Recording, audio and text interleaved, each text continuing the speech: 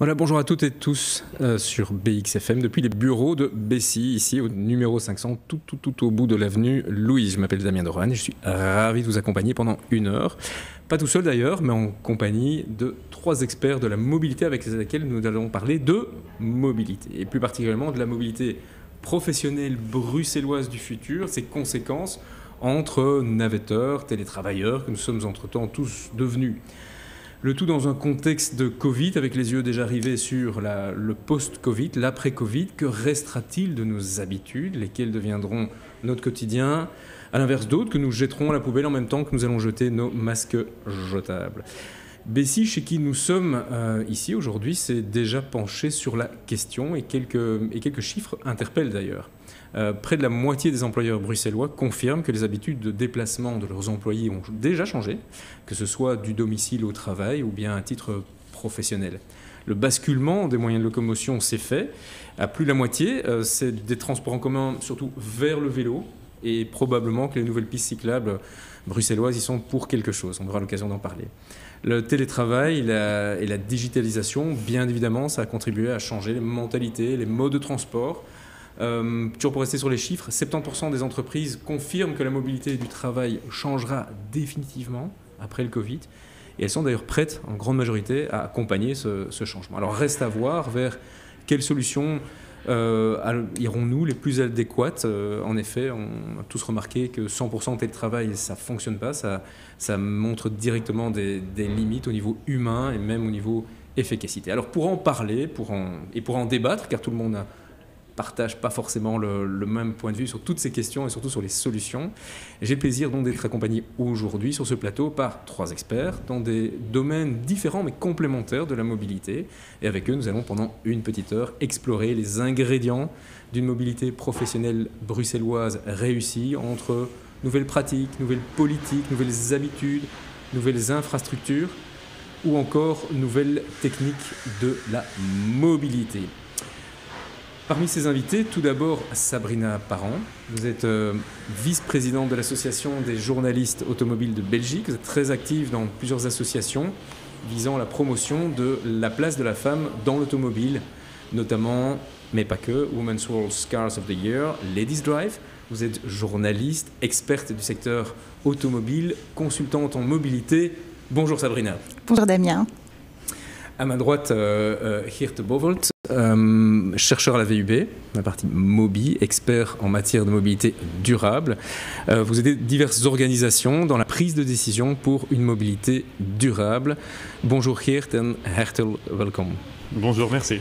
Et last but not least, Mathieu de Lopem, précédemment General Manager de la plateforme Deliveroo. Vous êtes entre-temps cofondateur et CEO de Skipper, une des startups que regroupe le Labox. Vous nous expliquerez d'ailleurs de quoi il s'agit. Et Skipper s'attelle principalement à accompagner les entreprises dans leur transition de mobilité. Alors maintenant que le plateau est planté, et bonjour. Bonjour Damien. Bonjour. Donc, voilà, nous sommes ici pour parler de mobilité du futur et on remarque, Sabrina, que dans les différents projets, les plans de mobilité, on a souvent l'impression que la voiture est oubliée, est écartée, elle a mal aimé. On la voit plus pour un souci comme source d'immobilité que de mobilité. Et pourtant, statistiquement, elle est un élément central, y compris ici à Bruxelles, et historiquement d'ailleurs, la mobilité bruxelloise des 30 glorieuses dès l'après-guerre s'est développée autour de la mobilité. Les tunnels, toute une série d'infrastructures ont été faites pour la mobilité. Vous, Sabrina, qui suivez de près, comme journaliste automobile, l'évolution de la voiture, comment jugez-vous cette évolution, surtout de l'image de la voiture aujourd'hui ? Alors, ce qui est un peu dommage aujourd'hui, c'est que la voiture est souvent pointée du doigt et que je trouve personnellement que de stigmatiser l'automobile, de stigmatiser, de pointer du doigt l'automobiliste n'amène rien de très constructif au débat et que ce sont surtout les enjeux, les problématiques liées à la mobilité qui devraient avoir le rôle central. Culpabiliser, punir, interdire, agir rapidement et non de façon globale, pour moi, c'est vraiment du court terme et c'est donc peu efficient. Alors, il y a une prise de conscience et une responsabilisation par rapport à la voiture. Celle-ci n'est pas la solution de mobilité, comme le vélo n'est pas la solution de mobilité, ni le tram. Chacun dans son aspect unique n'est pas une solution. Et donc, il ne faut pas, pour moi, penser en mode ou, mais bien en mode et. Et on voit qu'aujourd'hui, le mot est une des solutions qui s'impose, c'est le multimodal. Donc, on est vraiment dans du et. Mais il faut avouer qu'aujourd'hui, si on reprend des chiffres, comme vous le disiez, statistiquement, 80% des kilomètres qui sont parcourus le sont toujours au moyen d'une voiture. Et si on prend les trajets qui sont réalisés entre le domicile et le travail, 2/3 de ceux-ci sont toujours faits au moyen d'un véhicule. Alors, est-ce que ça veut dire qu'on doit continuer comme cela ? Non, moi je dirais que non. Nous sommes à un moment de rupture, on est dans une mobilité qui nous oblige à être disruptif. En même temps, quel autre secteur que celui de l'automobile est le plus à même à évoluer rapidement ? Il nous a montré que les mutations sont vraiment historiques et nombreuses. Je vous invite d'ailleurs à aller voir le musée Autoworld pour retracer toute la belle histoire de l'automobile. Et les défis sont vraiment de taille. Et c'est vrai que la société, elle attend toujours un peu le secteur automobile au tournant. Donc aujourd'hui, qu'est-ce qui nous est demandé ? On veut du zéro mort. Donc c'est vraiment l'aspect de la sécurité qui est pointé. On veut un respect de l'environnement, c'est le zéro pollution. Et on aimerait beaucoup qu'il y ait une fluidité dans le trafic. Donc je dirais le zéro embouteillage. Par rapport à ces trois constats-là, je dirais que ce n'est pas juste un défi technologique, mais bien une rupture avec tout. En fait, tout l'écosystème qui est lié à la voiture. Et on n'est pas dans une phase d'amélioration, mais on est vraiment dans un moment d'innovation. Les réponses ne se trouvent donc pas seulement dans le secteur automobile. Donc c'est pour ça qu'il ne faut plus pointer uniquement à la voiture, parce qu'il faut en quelque sorte inventer un nouveau monde et être avancé également donc dans ce cadre-là pour tout ce qui est légal, social, juridique. On remarque une chose, c'est que la mondialisation est remise en question par les consommateurs et nous sommes tous d'accord pour dire qu'il faut améliorer le système, mais agissons pour une mondialisation alors de l'éthique et de la responsabilité morale face à l'environnement. Et cela, pour moi, c'est vraiment un enjeu politique avant tout. Ok. La politique, on aura l'occasion d'en reparler parce qu'effectivement, il y a la voiture elle-même et vous dites, sur tous les plans, que ce soit au niveau mortalité, pollution, bouchons, entre les systèmes embarqués pour éviter les bouchons, entre les véhicules, après même si c'est pas forcément le débat aujourd'hui, on va décaler le problème de la production d'électricité. Force est de constater que les émissions de CO2 ne font que diminuer, que l'accidentalité ne fait que diminuer. Et pourtant, dans les plans de mobilité, on a l'impression que sa place est de plus en plus restreinte quand on regarde l'évolution des infrastructures. Je me tourne peut-être vers vous, Geert. Quand on pense aux infrastructures, eh bien, d'une part, on voit une diminution du nombre de bandes de roulage, une diminution de la vitesse autorisée. Qu'en est-il des zones de park and ride ? Parce que là aussi, c'est une innovation d'infrastructure pour les voitures, dont le but, c'est quoi ? C'est simplement que ça ne s'adresse forcément pas aux Bruxellois, mais aux nafteurs, l'idée de laisser son véhicule pour faire autre chose. Est-ce que, selon vous, Geert, ça apporte, ce type d'innovation est positif au niveau mobilité ou pas ? Premièrement, je pense qu'un park and ride ou deux à Bruxelles, ce n'est pas une si mauvaise idée parce qu'il n'y en a quasiment pas. Et ça peut combler un certain besoin de gens qui viennent dehors de Bruxelles pour accéder dans des zones piétonnières qui ne sont pas accessibles en voiture. Mais en même temps, on voit souvent que les P+R sont proposés un peu comme une solution miracle pour résoudre le problème mobilité bruxelloise. Et je pense que ce n'est pas du tout une solution miracle, dans le sens que, en fait, c'est très difficile de faire bien fonctionner les zones P+R. On a vu dans beaucoup d'exemples à l'étranger que très souvent, ces zones P+R ne sont pas utilisées de manière comme ils sont conçus. Souvent, c'est trop cher, ça veut dire que ce n'est pas attirant pour le nafteur ou pour l'autre gens qui visitent Bruxelles, ou c'est trop bon marché, Et du coup, ce sera utilisé comme un parking, comme tous les autres parkings à Bruxelles, ou même pour se garer son camper-van pour 2 mois. En même temps, ces zones park and ride sont d'office bien accessibles autour des gares. Et en fait, c'est exactement là où il faudrait densifier, c'est-à-dire construire des bureaux parce que c'est là, en fait, où les gens doivent travailler ou habiter. Et on peut faire des parkings là-bas, mais en fait, c'est dommage de l'espace qui est très valable sur cet endroit-là. Ok.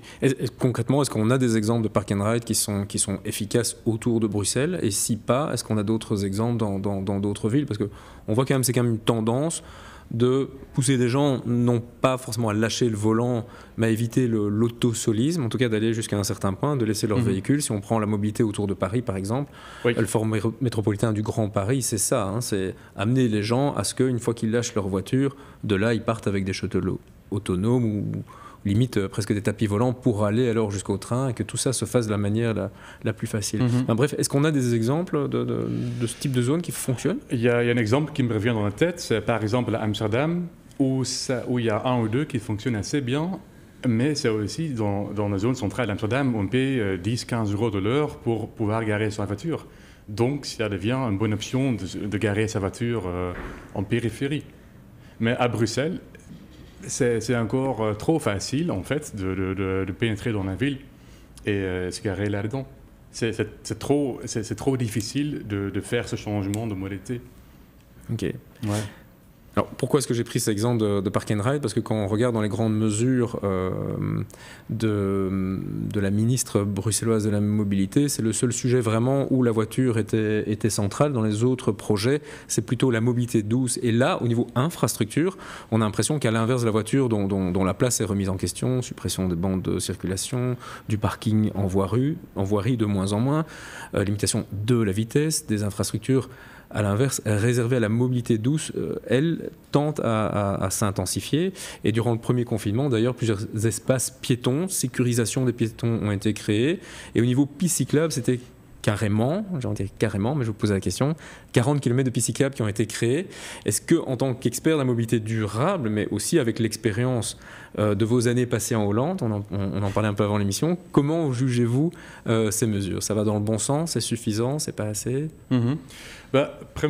Premièrement, pour revenir à votre constat que la zone P+R était un point fort de cette politique, en fait, je pense que ça a eu un tel succès politique parce que c'est très peu controversiel. En fait, ça plaît à tout le monde un petit peu parce qu'il n'y a pas de grandes offres à faire. Donc ça a été bien... c'est pour ça que ça a un peu une solution compromis.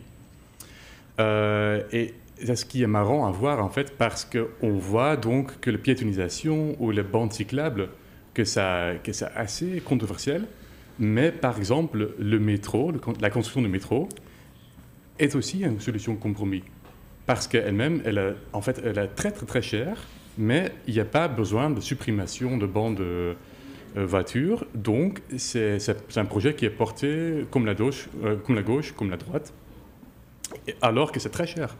Et on pourrait avoir un grand débat là-dessus, mais ce qui n'a pas vraiment eu lieu. Alors que sur la piste cyclable, c'est quelque chose qui a suscité beaucoup d'émotions parmi beaucoup de gens.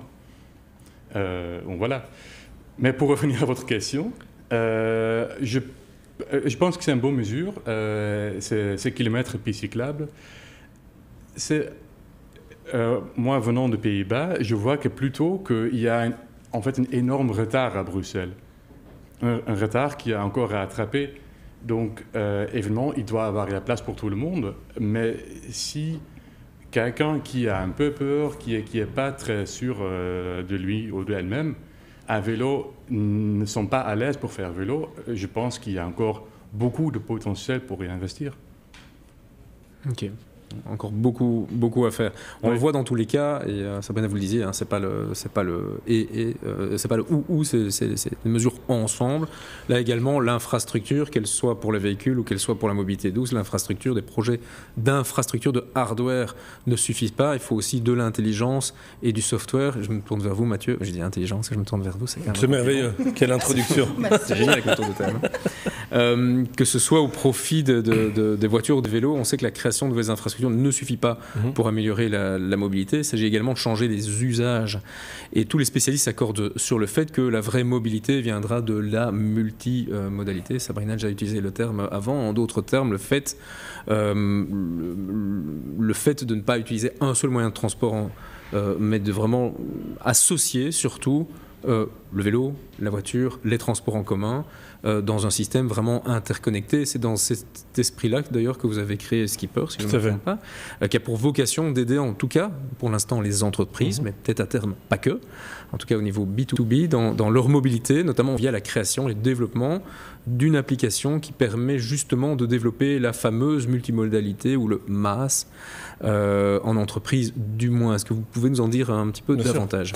Alors, en effet, Skipper, donc avec Skipper, on a développé 3 outils, dont un est une application MaaS, donc, qui est un terme assez galvaudé. Le MaaS, tout le monde croit que le MaaS est une application dans laquelle on peut éventuellement juste s'orienter. On a été très loin dans la chaîne de valeur du MaaS, dans le sens où notre application permet aux utilisateurs non seulement de planifier leur trajet en combinant différents moyens de transport, donc on parle même plus de multimodal, on parle d'intermodalité à ce moment-là, parce qu'on va combiner les différents moyens de transport, mais on va aussi leur permettre de réserver et payer directement dans l'application pour leurs différents besoins de transport. Donc on a vraiment essayé en fait de casser la complexité de la multimodalité en rassemblant tous les différents moyens de transport dans une application. Parce que ce qui a été dit jusqu'à présent, je suis tout à fait aligné. La voiture n'est pas un ennemi. La voiture est une des mailles qu'on ne remplacera pas d'un trajet. Entre 2 petites villes belges, il n'y a pas nécessairement une solution de transport en commun. Là où il y a des alternatives, c'est là où on doit arriver en fait à changer un comportement d'un individu. Donc on parle notamment des grandes villes, autour des grandes villes, des park and ride. C'est là qu'on a vraiment quelque chose à faire. C'est quand il y a des alternatives, comment est-ce qu'on va pouvoir être un déclencheur de changement, comment est-ce qu'on va pouvoir initier une transition de comportement de mobilité, sachant que le Belge est quand même assez accroché à sa voiture de base. Et c'est vraiment là qu'on doit amener, à notre sens, 2 choses qui sont extrêmement importantes quand on parle de transition, c'est du confort et de la confiance. Les personnes, en fait, pourquoi est-ce qu'une personne ne va pas laisser sa voiture chez elle? C'est souvent parce qu'elle n'a pas la confiance de savoir comment elle va rentrer. Elle ne sait pas s'il fera beau, s'il va pleuvoir, si son train sera à temps, si le vélo qu'elle a pris pour arriver sera toujours là parce que c'est un vélo partagé. Donc il y a vraiment un élément de confiance à amener et c'est vraiment pour ça qu'on a créé cette application, pour pouvoir dire à l'utilisateur, d'ailleurs on appelle notre application une application copilote, ne t'inquiète pas, on est là, si jamais ton train a du retard, on pourra même te l'indiquer pour que tu puisses encore l'avoir en prenant vite une trottinette pour arriver jusqu'à la gare. Et en fait, en transmettant toutes ces informations de manière en direct pour donner l'information à l'utilisateur. Ça, c'est la confiance. Le confort, c'est aussi de pouvoir lui dire, en fonction de ton contexte particulier, on va trouver la bonne manière pour toi de bouger. Je prends toujours le même exemple de ma femme. Ma femme seule ou avec mes 2 enfants n'est pas la même personne en termes de mobilité. Chaque individu a différents contextes de mobilité en fonction de ses besoins du moment. Le fait de pouvoir dire, en fait, je suis venu en trottinette, mais j'ai fait des courses. Tout le monde sait que rouler en trottinette avec 2 sacs, c'est quasi impossible. J'ai besoin d'une autre manière de me mouvoir. Eh bien, avec Skipper, on va pouvoir amener ce changement de solution par rapport au contexte particulier. Donc, confort, confiance. Mais en tous les cas, le futur de la mobilité, d'après nous évidemment, surtout dans les villes où il y a des alternatives à l'autosolisme, passera par une combinaison des différentes sources de mobilité, parce que c'est la seule manière qu'on aura de pouvoir limiter l'infrastructure afin qu'elle permette en fait à tous les utilisateurs d'avoir un trajet aisé dans les villes, que ce soit les vélos, où il faut être lucide. Avant les 40 km de piste cyclable, si vous allez voir la piste cyclable qui descend vers Flagey, c'est des rues en pavés trouées. Je travaillais chez Deliveroo avant, donc je connais cette problématique. C'est un enfer. Bruxelles n'est pas du tout une ville qui est amicale pour les cyclistes, contrairement à Anvers, contrairement à Gand. Là, Bruxelles est en train de rattraper son retard. C'est pas en train d'être futuriste qu'on est en train de faire. C'est vraiment donner les moyens à tous les différents moyens de transport de se mouvoir dans une ville, sachant que cette ville a été très fort construite pour les voitures, vous l'aviez dit, et que maintenant il faut arriver à trouver le bon équilibre entre les personnes qui n'ont pas le choix de venir en voiture, et il y en a et on doit les respecter, et ceux qui ont accès à une alternative qui puisse du coup être plus économique, plus durable et plus rapide. Pour moi, c'est vraiment ça l'équipe. Tout est une question d'équilibre. Dans tous les cas, il ne faut pas aller vers un extrême. Ça ne mènera jamais à une solution.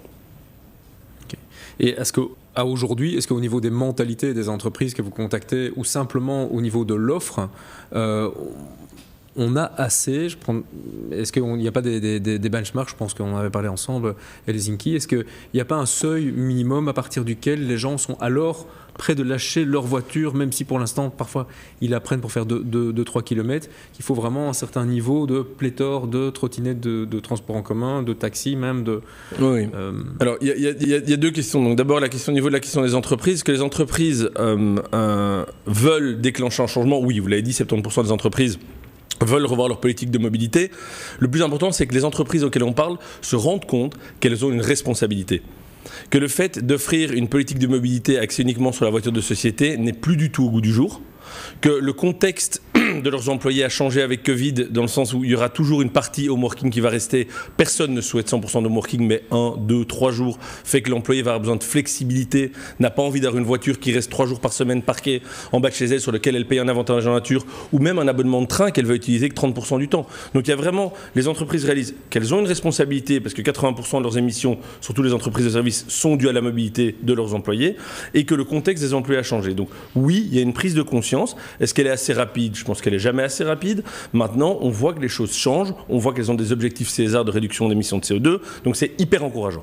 Ça, c'est la première chose. La deuxième question était, est-ce qu'il y a assez de solutions à Bruxelles à l'heure actuelle pour être un déclencheur de changement ? Oui. Il y a clairement assez de solutions. Il y a des vélos partagés, des scooters partagés, des voitures partagées. Il y a du transport en commun. Et puis, il ne faut pas oublier aussi que le Bruxellois et le Belge est de plus en plus aussi à acheter un véhicule propre. On va d'ailleurs aussi inclure dans nos algorithmes. L'achat de vélo a explosé. Génial. L'achat de trottinettes personnelles, vous en avez une, Damien, a explosé. Génial. Donc, il y a véritablement suffisamment de solutions à tout moment du jour ou de la nuit pour se bouger à Bruxelles d'une manière confortable, rapide et économe. Ça, j'en suis convaincu. Maintenant, là où la Belgique n'a pas encore franchi le dernier pas, et c'est ça qui a eu lieu à Helsinki. Helsinki a mis en place, avec une société privée, un système d'abonnement. Un peu comme les abonnements de téléphonie mobile, où je prends un certain abonnement pour 30 € par mois. J'ai en fait de la trottinette à volonté, du transport public à volonté. Ou j'ai de la voiture partagée à volonté et du vélo. En fonction de mes besoins. Je vais pouvoir prendre un pack qui me convienne à mes besoins, et j'aurai cette notion de illimité, qui va me permettre de franchir ce cap mental de me dire « mais ça va me coûter cher ». Si tous les jours je prends une voiture partagée, ça va me coûter beaucoup plus cher qu'avoir ma voiture à moi, qui n'est en fait pas le cas. Mais ça va permettre aussi de pouvoir libérer le potentiel de la mobilité alternative. Et ça, c'est pas possible à l'heure actuelle en Belgique, parce qu'on n'a pas de système qui permet de caper l'utilisation d'un utilisateur. C'est-à-dire, comme à Londres, où si je prends un ticket de transport de métro, un deuxième, un troisième, un quatrième, à partir d'un certain moment, je serai capé à un D-ticket. Automatiquement, mon Oyster Card passera en D-ticket, et si j'en prends 7, 8, 9, 10, en fait, j'aurai atteint un plafond de dépenses. En Belgique, on n'a pas du tout ça, ce qui fait que des plateformes comme la mienne ne peuvent pas l'offrir, parce que le risque qu'on prend, si on offrait un système à volonté et qu'on a des abus, le risque financier est chez nous. Et donc ça, c'est quelque chose sur lequel on essaie de travailler aussi, c'est de permettre de faire des combos d'abonnements pour arriver à du à volonté de mobilité alternative, pour qu'à côté de la voiture, l'utilisateur ait des solutions qui lui conviennent, à son usage, au moment où il en a besoin, de la manière dont il a besoin. C'est ça la solution pour moi. Okay.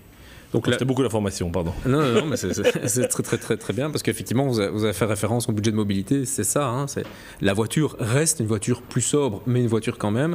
Ça reste encore un élément fondateur dans le budget de mobilité. Et les gens vont d'abord axer peut-être là-dessus, sur les alternatives. Si je peux axer sur le budget de mobilité, pour rejoindre ce que Sabrina disait, la voiture est très décriée, et on décrit surtout les voitures de société. Et c'est vrai que donner quelque chose de fiscalement attractif qui pollue, à la base, ça paraît pas être très optimal. Maintenant, ce qu'il faut savoir, c'est que les voitures de société, ça représente 10% du parc voiture en Belgique et 20% d'utilisation, mais ce sont les voitures les plus récentes et donc les moins polluantes.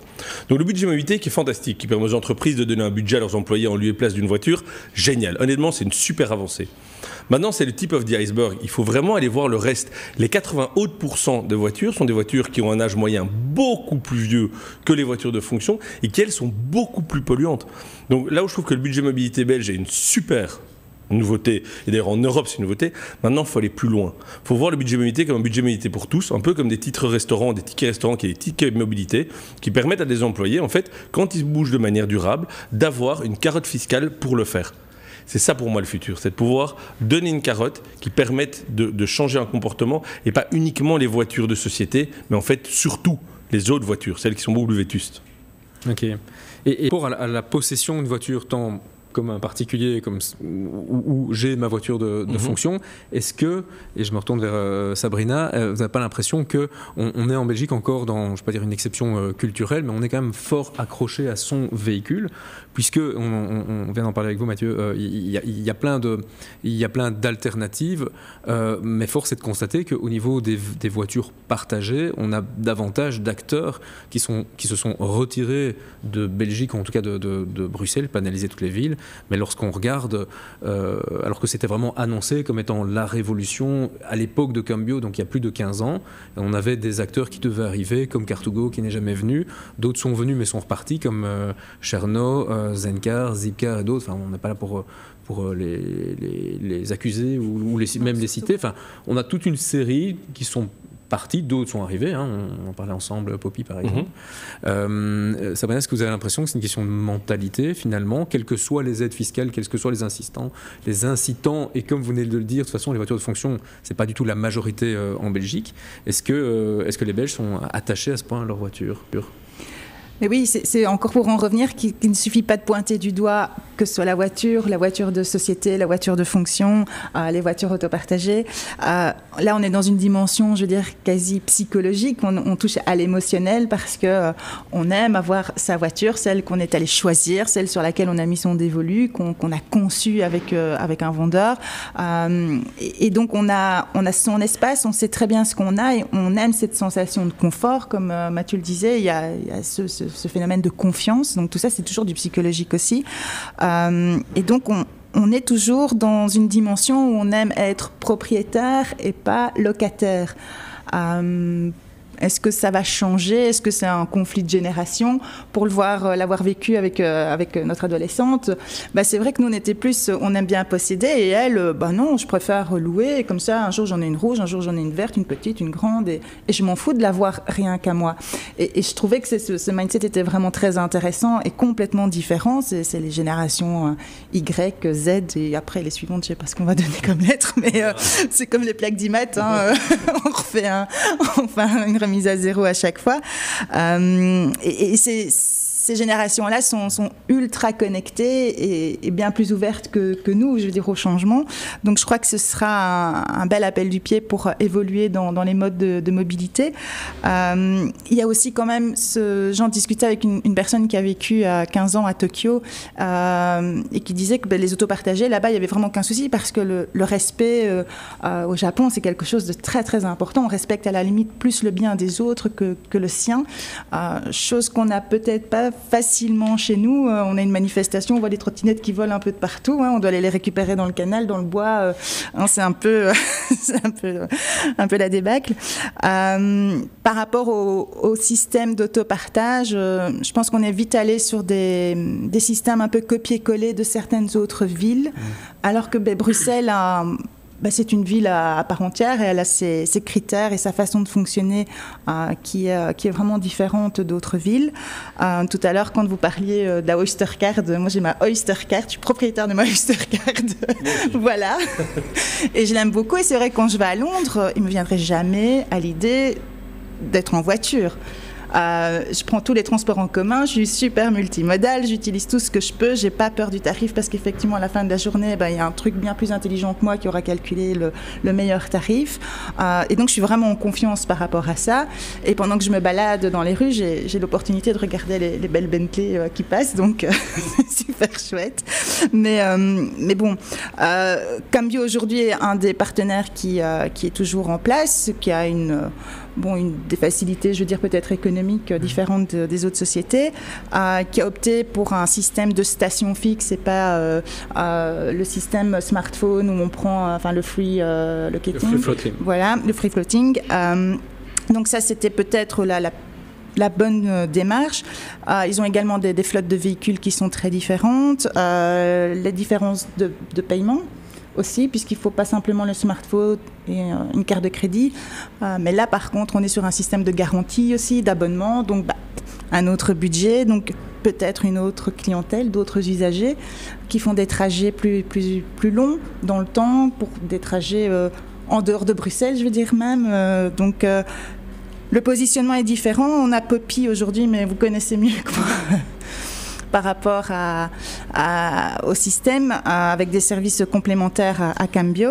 Et ce qui est bien, je pense, et qu'on est vraiment ouvert et en attente de plein de nouveautés, c'est effectivement que sur une application, on retrouve la trottinette, le scooter électrique, la voiture, et puis on fait un bout de chemin à pied et on sait que c'est faisable dans un temps imparti et on est accompagné, on a un copilote. Et pour moi, ça, c'est vraiment une solution.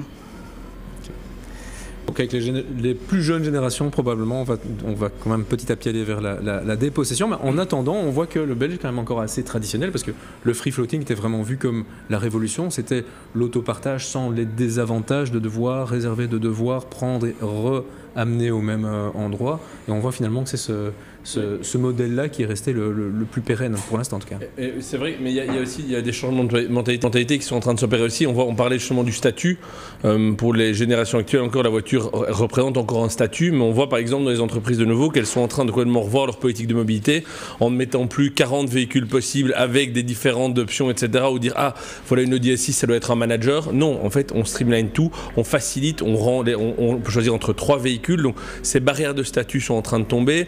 Les jeunes passent de moins en moins leur permis de conduire aussi, comme vous le disiez, n'ont plus envie d'allouer de capital dans leur voiture. Ils se disent, mais attends, pourquoi est-ce que je dois acheter une voiture quelques milliers d'euros alors que je peux l'allouer pour quelques euros et faire autre chose de mon argent à ce moment-là? Il y a vraiment une réflexion qui est différente, qui vient effectivement de ces générations smartphones où tout est accessible d'une touche de bouton et on sait qu'il y aura toujours une solution pas loin. Et ça, pour moi, c'est un véritable... Et d'ailleurs, c'est pour ça que vous parliez de la box que d'E-Train, parce que d'E-Train est propriétaire de la Box, qui est l'incubateur de start-up dont provient Skipper. Donc c'est une société active dans l'automobile qui innove dans la mobilité. C'est partant de ce constat justement que le modèle de la voiture tel qu'on le connaît aujourd'hui évolue. Et qu'il faut pouvoir évoluer avec ces modèles. Et je crois que c'est une société, je ne sais pas si vous connaissez l'histoire du train, qui a évolué des routes carrosses aux imports de voitures, qui a une histoire très passionnante, qui maintenant voit que il y a peut-être un prochain chapitre à écrire et innove dans cette direction, ce que je trouve brillant de leur part. Et les changements de génération, parce que là ça se passe quand même sur plusieurs années, est-ce que la crise du Covid n'a pas été aussi un élément déclencheur en plus? En d'autres termes, les familles ou les couples parfois sans enfants qui avaient 2 voitures de fonction, c'est 2 voitures qui prenaient la poussière pendant des mois, puisqu'on s'est rendu compte que ce qui était un cadeau en Belgique, même s'il y a un ATN, finalement ça coûtait cher par kilomètre réellement parcouru. Moi je pense que Covid a été à très court terme sur la mobilité comme la nôtre évidemment compliqué parce qu'on prenait plutôt l'immobilité, ce qui est très bien au niveau émissions de CO. Maintenant la crise Covid va avoir pour moi 2 grandes conséquences au niveau de la mobilité. C'est d'abord un besoin accru de flexibilité dans sa mobilité, c'est plus avoir une même solution fixe mais avoir accès à une multitude d'options en fonction de son besoin particulier. Est-ce que je travaille de chez moi, est-ce que je travaille pas de chez moi, pourquoi payer un ATN quand j'ai pas besoin de la voiture vu qu'elle est en bas de chez moi? Ça c'est une première chose. Et deuxième chose, les entreprises réalisent aussi que maintenant qu'on est à l'arrêt, elles ont un choix. Soit elles ramènent leurs employés et on revient à l'ancienne normale, comme s'il n'y avait pas eu Covid pendant 2 ans. On efface et on repart avec les mêmes problèmes, des problématiques de parking pour les entreprises, qui sont toutes en rupture de parking, de gestion de flotte de véhicules, qui sont compliquées, etc. Soit elles se disent, bon maintenant tout le monde est à l'arrêt, donc s'il y a bien un moment pour changer, c'est maintenant, et quand les employés reviendront au bureau, il faut qu'on amène quelque chose de nouveau. Il faut qu'on amène du home working, de l'espace partagé, de la mobilité flexible, des places de parking uniques.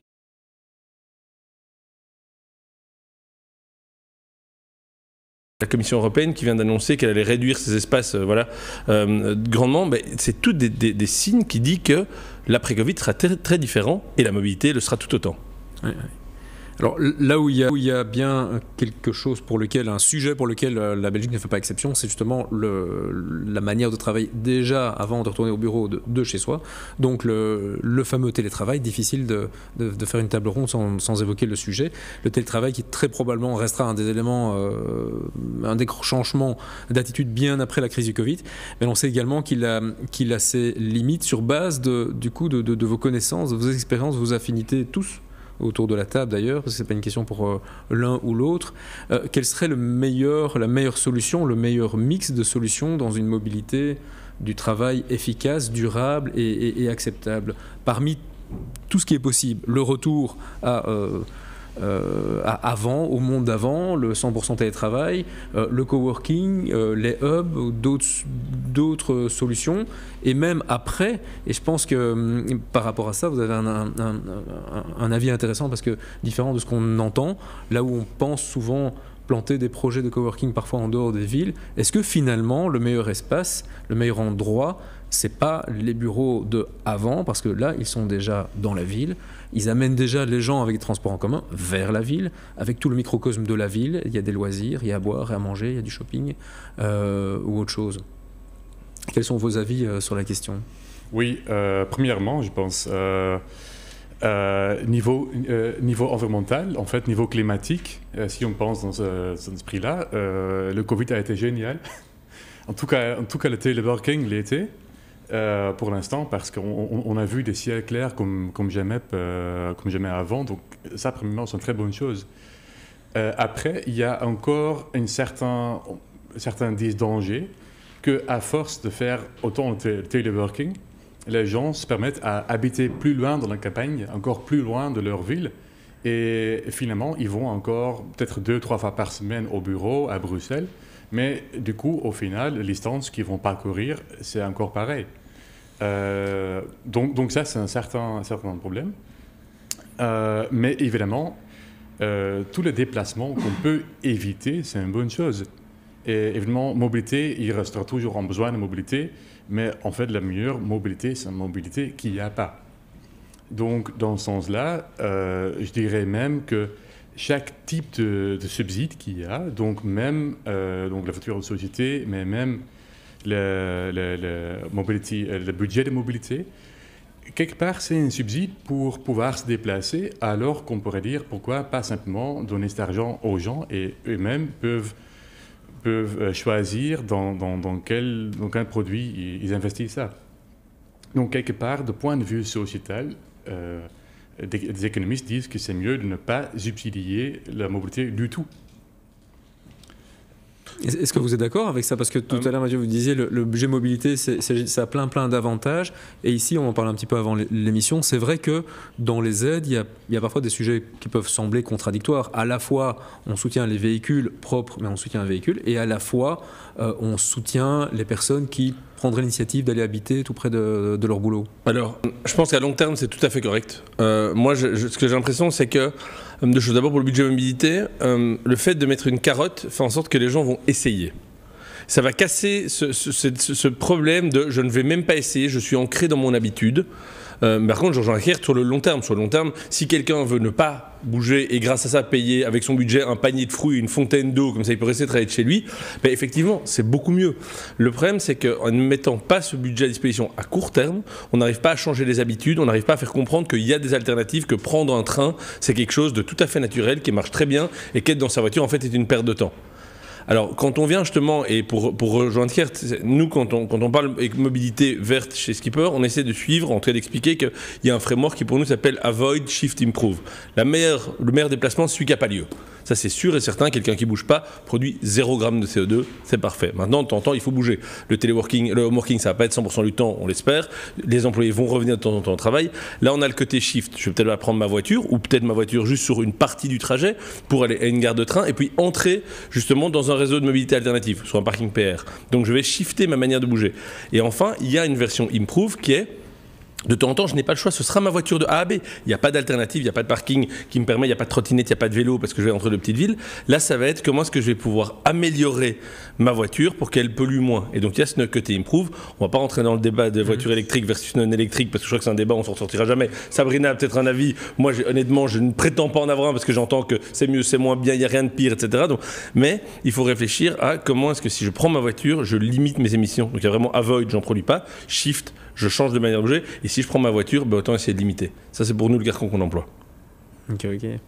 Et au bout du compte, là je passe un peu du coq à l'âne, mais quelles seront les conséquences aussi pour les pourvoyeurs d'espace ? Vous l'avez cité tout à l'heure, les institutions européennes, c'est quand même assez révélateur. Je ne sais pas s'ils sont le plus gros employeur de Bruxelles, enfin quand même quelques dizaines de milliers de personnes qui tous les jours... En tout cas dans le top 10 à mon avis. Voilà, très certainement, et qui depuis un an n'ont plus mis un pied, donc assez logique, on lisait pas plus tard qu'hier, qu'effectivement leur espace global qui était de 750 000 mètres carrés, waouh, ça en fait des stades de foot. Elle est passée à 500 000 mètres carrés. Si on extrapole ça à toutes les autres, ne serait-ce que les quelques grosses autres entreprises bruxelloises, et cela vaut probablement pour toutes les villes, est-ce que ça voudrait dire que la suppression de centaines de millions de mètres carrés de bureaux, et que du coup, la physionomie même, la vocation même de Bruxelles, qui est en partie, et on en parlait avant, il y a même des endroits qui sont uniquement bureaux, si on prend le quartier nord par exemple, est-ce que ce scénario que les uns et les autres, vous pensez plausible, et si oui, doit-on s'en réjouir ou pas? Est-ce que du coup Bruxelles va devenir un espace beaucoup plus agréable, où on vient pour le plaisir plutôt que venir travailler, et en même temps toutes ces entreprises qui quitteraient Bruxelles, est-ce qu'on doit s'en réjouir? Moi, je suis loin d'être un spécialiste, donc je crois que Geert est beaucoup plus spécialiste que moi. Moi, ça me fait un peu peur. Ça me fait un peu peur dans le sens où Bruxelles a de différent des autres capitales européennes le fait que les personnes, la richesse de Bruxelles, le fait est en dehors de la ville. Si on va voir où les gens vivent, en fait, là où à Paris, avoir un appartement dans le centre, c'est impayable. À Amsterdam, dans les grandes villes, c'est impayable. Bruxelles a en fait une physionomie complètement inverse. Au niveau de où les gens vivent. Donc si on vide le centre de Bruxelles de ses bureaux, j'ai très peur de ce qui pourrait remplacer les bureaux. Et est-ce que Bruxelles va arriver à inverser la tendance? Ce que je souhaite à Bruxelles, parce que j'adore cette ville. Mais ça me fait assez peur dans la physionomie. On essaye de parler de Bruxelles comme Paris, de faire des zones de quartier, 15 minutes, tout accessible en 15 minutes avec des petites épiceries, trucs. Ce serait fantastique. Mais est-ce que Bruxelles est capable d'être transformée en zone comme Paris est en train d'essayer de le faire avec Anne Hidalgo ou pas? J'ai pas la réponse, mais ça me fait peur, personnellement. Je crois également que par rapport au changement et que ce que le Covid a apporté dans notre façon de fonctionner différente et qu'on a un avant et un après Covid, il y a un mot qui revient sans cesse dans tous les domaines, c'est flexibilité. On se rend compte qu'aujourd'hui, il faut vraiment de la flexibilité dans tout, que ce soit au niveau immobilier, que ce soit au niveau de RH. Les horaires de travail aujourd'hui, c'est de la flexibilité aussi, c'est des horaires coulissants, c'est travailler différemment, c'est parfois de chez soi, c'est parfois au bureau, c'est parfois en matinée, c'est parfois tard le soir. Quand j'ai commencé à bosser, je crois que si j'avais envoyé un mail à minuit, on m'aurait un peu traité de folle. Mais voilà, aujourd'hui, il n'y a plus vraiment de normes. On est flexible, on est différent et on travaille au rythme de chacun. Et donc, on voit que tout est ouvert quelque part et qu'on est vraiment dans l'innovation. Et ce que je trouve un peu dommage, et là où on prend du retard et que je trouve que où sont les vrais freins, c'est dans les démarches fiscales qui restent, elles, très cloisonnées. On le voit par rapport aux véhicules de société. Aujourd'hui, le maître mot dans la fiscalité des voitures de société, c'est qu'il faudra que ce soit tout électrique. Alors, comme Geert disait tout à l'heure, le Parkride est une belle solution, mais ce n'est pas la solution. La voiture électrique, comme demandait Mathieu tout à l'heure, mon avis, c'est que ce n'est pas la solution non plus, parce qu'en fait, la solution, c'est d'avoir le mode de transport, le type de véhicule et de déplacement qui convient par rapport à ses besoins. Donc, ce n'est pas une solution qui est donnée à titre générique pour tout le monde, mais c'est vraiment, je veux dire, du développement à la carte.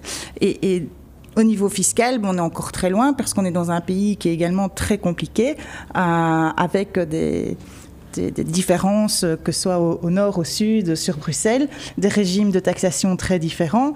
Et donc, je ne vois pas comment on va pouvoir avancer avec ce système qui va toujours nous retenir. On voit les low emission zones sont différentes suivant les endroits en Belgique. La région wallonne veut également mettre des impositions par rapport aux dates de véhicules, aux normes euro, mais ça va encore être différent. Donc comment est-ce qu'on va faire à un moment donné pour avancer avec tout ça ? Et si je peux juste ajouter et aller dans votre sens, Sabrina, on parle beaucoup des voitures électriques, mais en parallèle, on voit qu'on ferme les centrales, qu'on va s'appuyer sur de l'éolien, mais est-ce qu'on aura assez de puissance avec l'éolien pour avoir de l'électricité il y a combien de voitures en Belgique ? On a 5 millions de voitures ? 5 millions et oui, ça diminue. Enfin, sur Bruxelles, Voilà, ça diminue un petit peu, mais si on a 5 millions de voitures à recharger tous les jours, moi j'ai très peur aussi que la cohérence entre la politique énergétique et la politique de mobilité crée... Et là, je peux le dire, je crois une catastrophe. Mais bon, ça, c'est encore un autre avis. Mais je voulais juste l'ajouter, parce que pour moi, l'électrique, effectivement, ne veut pas être la solution unique, parce qu'on est en train de se tirer une balle dans le pied de l'autre côté. Exact. Ce sera probablement, ça méritera au moins 1 heure d'un prochain débat. Oui, on revient demain. Mais là, on est sur la thématique d'un produit qui est la voiture électrique et puis tout ce qui est du réseau. Et un réseau aujourd'hui n'est pas encore aménagé. On se rend bien compte qu'on touche à une problématique très importante. Si on reprend le cas d'Amsterdam et on disait qu'en Belgique, avec à Bruxelles, avec nos 40 km de pistes cyclables, on est vraiment très petit par rapport à Amsterdam. Si on prend les bornes de recharge, on est également très petit, puisqu'on était tout content fin de l'année dernière. Je crois que la ministre Elke van den Brandt fêtait haut et fier la 100e borne de recharge à Amsterdam. C'était, je pense, aux environs de 2009. Donc, on est loin. Je me souviens du lancement d'un projet de voiture partagée électrique, et c'était effectivement il y a plus de 10 ans d'ailleurs. Voilà. Électrique et partagée, donc ils avaient au moins de longueur d'avance. Je veux juste revenir, Mathieu, sur la comparaison que vous faisiez par rapport à Paris et la question que je posais juste avant, qui était quid de l'évolution de tous ces bureaux, si tout ça ferme, s'il y a des millions de mètres carrés. Vous disiez Bruxelles n'est pas Paris. Est-ce qu'on n'a pas quelques exemples? Parce que souvent on regarde un peu certaines pays ou certaines villes du Nord, comme Copenhague, je pense, pour ne pas le citer, comme étant un exemple d'une ville qui est devenue hyper agréable, mais est-ce que ce n'est pas aussi un peu une arme à double tranchant? Oui, c'est sûr. Quelque part, on peut voir que Bruxelles est encore un peu une ville des années 60-70. On voit qu'il y a des zones monofonctionnelles. Et c'est là où travaillent la plupart des navigateurs, dans les zones européennes ou dans les quartiers nord. Et effectivement, ça a un impact sur la ville au niveau fiscal, c'est très bien. Mais oui, tous les Bruxellois sont d'accord que ce n'est pas les zones les plus agréables pour y être. Et les Bruxellois eux-mêmes, ils ne seront pas un problème pour eux si toutes ces zones seront transformées dans des zones plus agréables. Donc on voit que les villes qui fonctionnent assez bien sont des villes où il y a une bonne mixité entre le travail et l'habitat, souvent une question 50-50 à peu près, où il y a aussi moyen d'habiter proche de son travail et de ne pas faire un grand trajet comme navigateur. Mais évidemment, le problème, c'est aussi que si on rend une ville très agréable, ça devient aussi un peu une victime de son propre succès. Ce qui est arrivé à Amsterdam, ce qui est arrivé quelque part à Paris, intramuros, ou à Copenhague, Bruxelles est un peu une exception dans le sens que c'est encore bien abordable contexte international. Beaucoup de Belges ne sont pas du tout d'accord, mais si on compare avec n'importe quelle ville de même taille à l'étranger, Bruxelles est bien abordable. Et du coup, c'est un peu une question politique de quel type de ville on veut. Une ville où il fait bon vivre, avec du coup moins de voitures, moins d'infrastructures et moins de grandes zones bureaux, mais qui sont bourgeoises, pour dire ce mot, ou on le garde comme il est, en fait. Donc, à ce moment-là, on a plutôt une ville style américain, je dirais presque, où le centre-ville est encore pas trop aisé et où les gens font des grands navets des banlieues très lointains. Et c'est donc une bonne question vers où on veut évoluer. Et de quel point de vue on se place, évidemment. Si on veut miser sur la qualité, mais la qualité, je comprends bien, à un prix si on garde platement les choses, quoi. On devrait pouvoir se payer un Bruxelles agréable. Et ce qui est intéressant aussi, du coup, c'est que certaines organisations proposent de proposer, au lieu d'un budget mobilité, un certain budget habitat pour pouvoir payer son loyer proche de son travail. Mais avec cette proposition, on stimule encore plus la hausse des loyers ou hausse des prix de l'immobilier. Et du coup, on aura encore plus une ville comme Paris où on veut inverser la tendance, où du coup, les gens plus aisés se mettent en centre-ville. Ce qui est déjà le cas. Dans le cas du budget mobilité belge, on peut payer son loyer ou les intérêts de son emprunt avec son budget mobilité.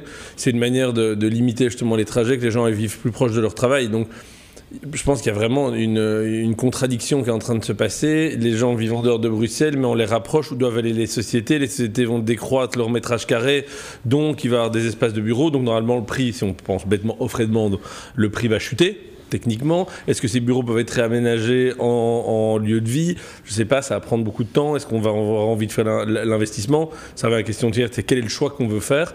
En tout cas, il va devoir être fait urgemment parce que si la Commission européenne commence aujourd'hui, les autres sociétés ont peut-être commencé hier. C'est clair.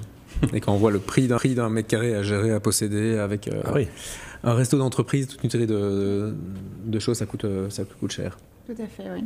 Il y a vraiment beaucoup d'implications, il y a beaucoup de choses qui vont découler, forcément, hein, c'est l'effet papillon. Et on vient de voir, selon le point de vue sur lequel on se situe, forcément les intérêts ne sont pas forcément les mêmes. Alors je vois qu'on nous a fait des grands signes parce qu'on a presque dépassé le timing. Si on pouvait encore, si chacun voulait encore résumer, est-ce que c'est résumable d'ailleurs en une phrase, la mobilité idéale du futur pour vous, ce serait quoi ? Elle va être enivrante, différente, pleine de couleurs, je crois. Et puis, je pense qu'on doit rester très positif. Moi, je pense que la mobilité, elle va être... si je dois la résumer en une phrase, je dirais qu'elle sera verte, elle sera flexible, elle sera multimodale, mais surtout, elle ne sera pas unique. Parce qu'il ne faut pas essayer de faire rentrer tout le monde dans le même mode de transport, ça ne marche pas. Moi, je dirais... On ferait le déplacement le plus possible pour le plaisir et pas parce qu'il faut.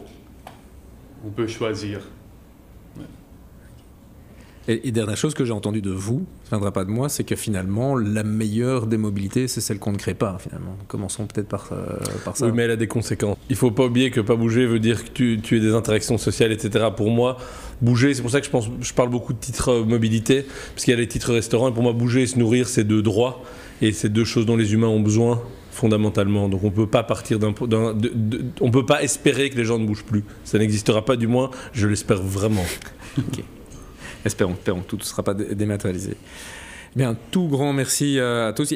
À toutes et tous, on voit qu'il y a encore pas mal de sujets. On a effectivement très peu abordé l'énergie, qu'elle soit électrique, qu'elle soit hydrogène, qu'elle soit LNG, CNG, éthanol. Il y aura encore beaucoup de choses à dire pour voir quel moteur on va mettre dans cette mobilité. Un immense merci à tous, à BXFM, à Bessy pour votre accueil, Sabrina, Geert, Mathieu, et à très bientôt. Et entre-temps, bonne route. Merci Damien. Merci Damien.